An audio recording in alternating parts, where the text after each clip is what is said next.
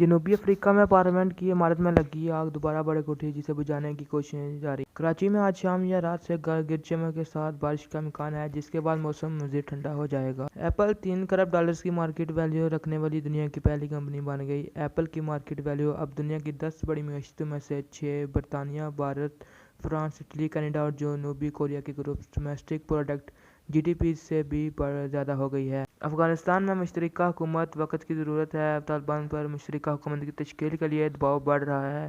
افغانستان میں جاری بحران کے باعث عوام متاثر ہو رہی ہے۔ چترال میں امریکی شہری نے $2 کروڑ 20 لاکھ دے کر مارخور کا شکار کر لیا۔